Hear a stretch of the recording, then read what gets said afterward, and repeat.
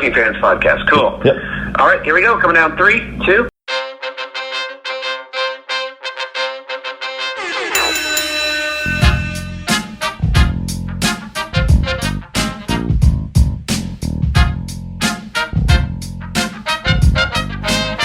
Welcome back for another week of the Working Fans Podcast. This is AJ. I'm the former wrestler.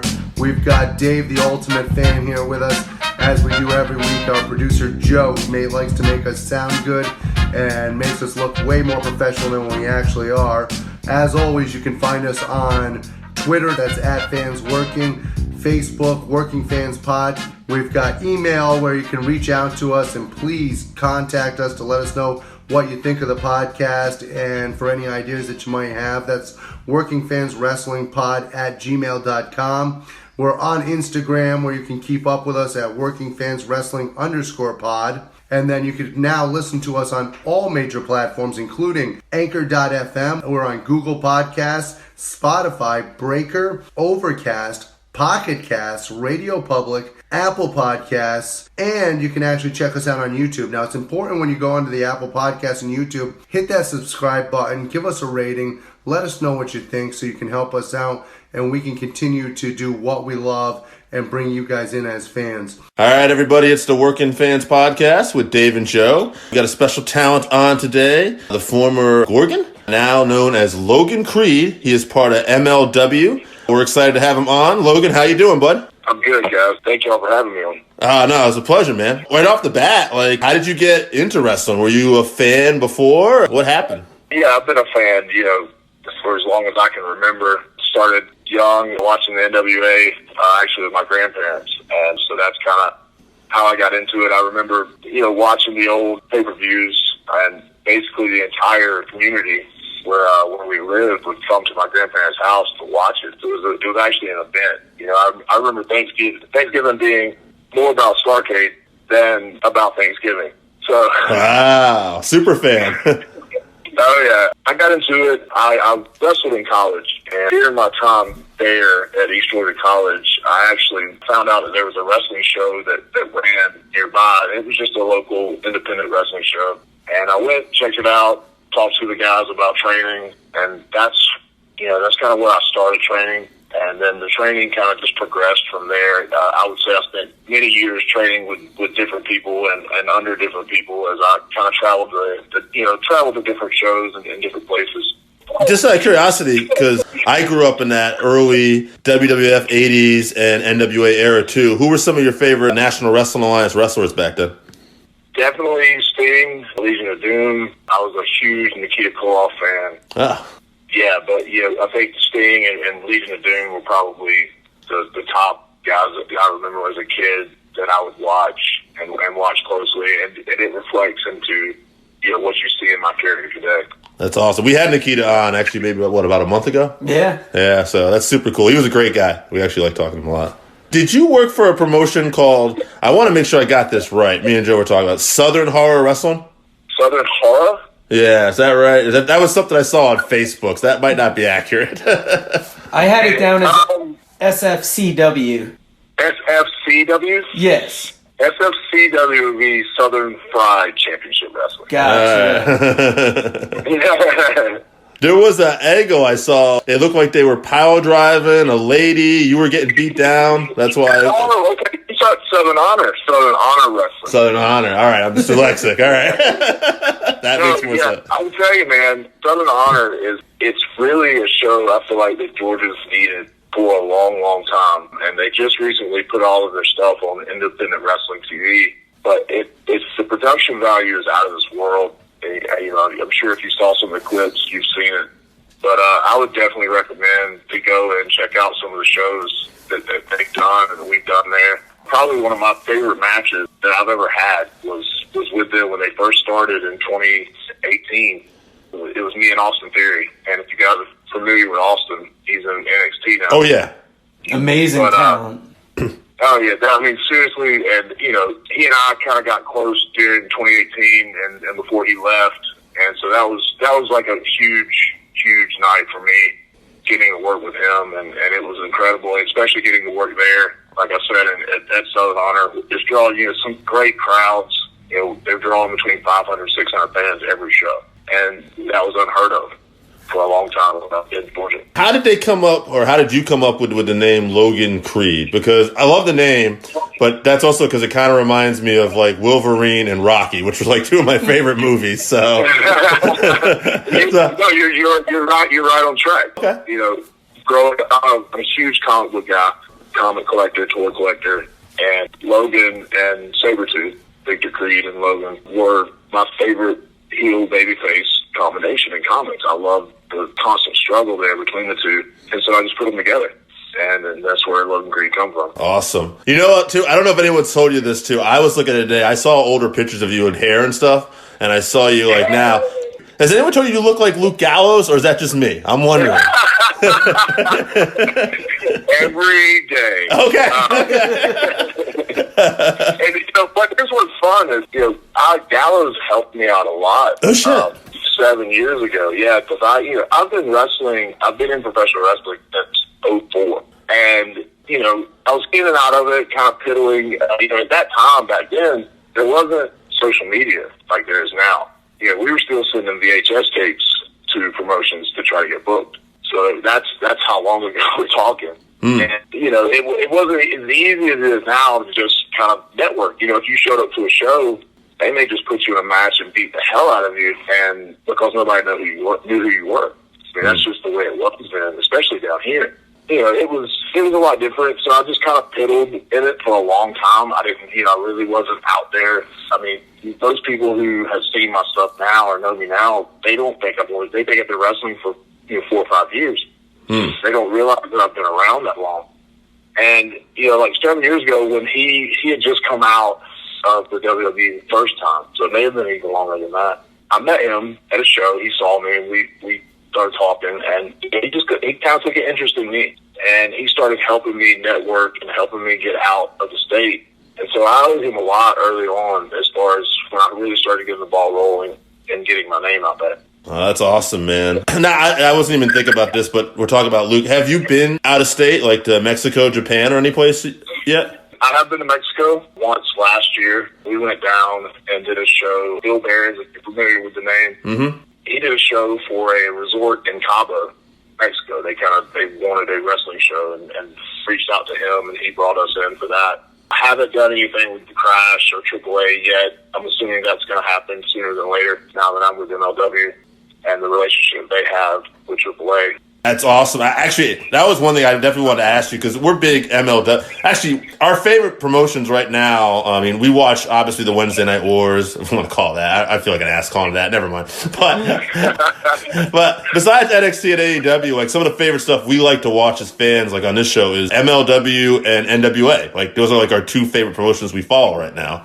Right. I really, man, like when I first saw you in the Battle Royal as a fan, you know, and like when they brought you on as the Dynasty, and I'm like, okay, we'll see where this is going, you know, heavy hitter. But like the little segment you did with Mance, where, you know, you called MJF an asshole in the beer, and then as the look with Logan Creed this week and the match you had, I was like, okay, I'm really interested in this guy now. I want to see where he's going and what he's doing. And it's really funny to hear you've been in the business that long. It makes a lot more sense now, too, because I thought, okay, this guy looks a lot more polished than I thought, too. Yeah, and that's, you know, it's, like I said, it's just one of those things that, you know, people don't realize it. And it's just because I wasn't out there, you know, I didn't really have a following. And I blame myself as much as anything because you have to put in the work to do that. You know, once it clicked and once I realized what I had to do that, then everything kind of started falling into place. And, you know, I put in the work in myself, in my body, and the way I looked. And, you know, if you look at older pictures, you can even see from 5 years ago the difference. And from when, you know, like you said, when I had hair to now, it's a completely different person. Oh, yeah. And it's just because I made that commitment, you know, and it is a commitment. It's a choice that you have to make and commit to in life all the way around. It's not just, you know, you have to get to the full time. And once I did that, obviously, we see where it's led me. What in particular, do you know what put you on MLW's radar? Or how that happened? I sent in, I guess, right at the end of 2018, 2019, I kind of started sending out a resume that, you know, I kind of had a nice one built. I had enough matches that I felt like were good enough to put out there to some of these bigger promotions. And I started sending stuff out. I was working for WWN in 2018 and the beginning of 2019. I started working with FIP, and and in my mind, I thought Evolve was going to be the path, and that was kind of what I had my eyes set on. MLW, once I sent in the resume, I didn't really think about it, and not that it wasn't there. It's just it wasn't what I was focused on because I was already on the path to Evolve. I'm assuming that's what did. I know George Carroll Jr. reached out to me initially, and I know that he does a lot of talent scouting for them, especially in the Southeast. So I do know that he had a part in it. I knew that Ron Nemi, who's a guy a promoter from Florida, he was kind of pushing my name to people within the company. So I think it's all of that kind of combined together is what made them reach out to me. You've obviously been there, not for too long, but is there anybody that really stuck out to you so far in terms of working, whether it's in the ring or backstage? I'm not just saying this as a company guy because it's a company guy answer, but, Court has been super easy to work with. He's very invested in not just one talent, but all the talent. He's super invested in everything that's going on, and he's got his hands on everything that's going on. He's very aware, of what's happening. And the guys in the locker room, everybody is there to work. There's not really egos. There's not really anyone is hard to work with. I feel like everybody's motivated to achieve something, and I think it reflects in what's happening in a very short amount of time for the company. Yeah, they have a really good blend of talent. I think that, and that's one of the things I love the most is the difference in what you're getting. Everybody brings something different to the table. Absolutely. You have guys like with legit shooting backgrounds. You have second generation, third generation wrestlers, and just brawlers and luchadors. It really is quite a fusion of talent, like it says. Yeah, exactly. And not only just talent, but personalities and the things that they can do, in the backstage segment.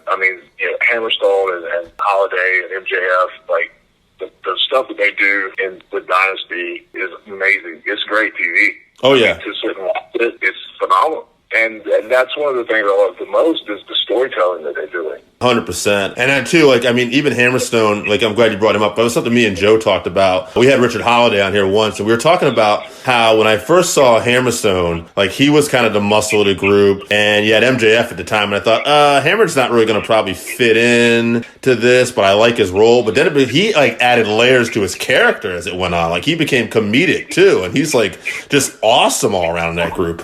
Absolutely, yeah, and that's what it's all about is building on what you're already doing, and I think that's one of the really great things about the office in MLW is that it's a combination of what you think about your persona and this personality, and then here's what we see from the outside, and it really helps you grow, as a talent because you don't always see it how the world sees it. You have a vision of how you think it should be, but, the people on the outside looking, they see it a completely different way. And when you're able to hear that and kind of combine it all together, you really start adding, like you said, layers to what you're doing.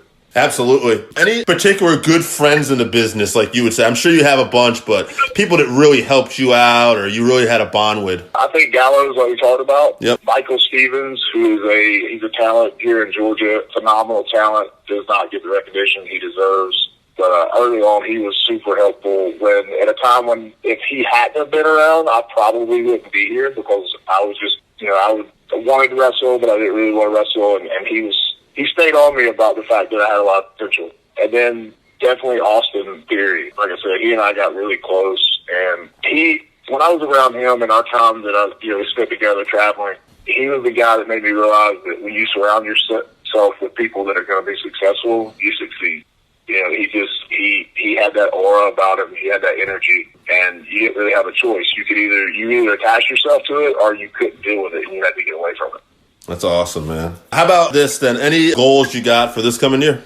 This year I really want to see what's happening already and continue to grow, and that's just bring attention to me on a larger scale and really get my name out there, and just do my part in helping MLW succeed as a company. I think it's going to continue to grow. I think there's a lot of things happening right now that aren't known yet that's going to make it even bigger.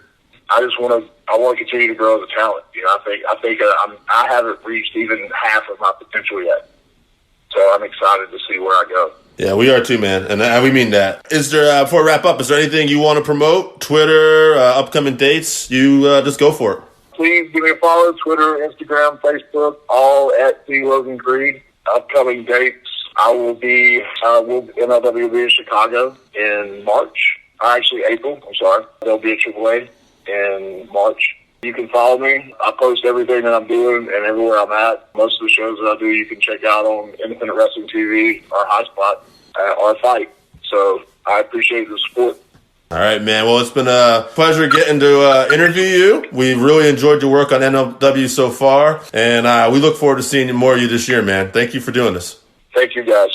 All right, so that wraps us up for this week. Thank you again for listening to the Working Fans Podcast. So as always, you can find us on Twitter at FansWorking. Our Facebook page is Working Fans Wrestling Pod. We have email where you can reach out to us and let us know what you think also. That's workingfanswrestlingpod@gmail.com. Follow us on Instagram, workingfanswrestling_pod. And then as always, please continue to listen to us on Anchor.fm, Google Podcasts, Spotify, Breaker, Overcast, Pocket Cast, Radio Public, all your major platforms. If you're following us on Apple Podcasts, which we are also on now, and YouTube, please make sure you subscribe and give us a 5-star rating. It helps us bring you these podcasts where we get to talk to you and talk with you every week.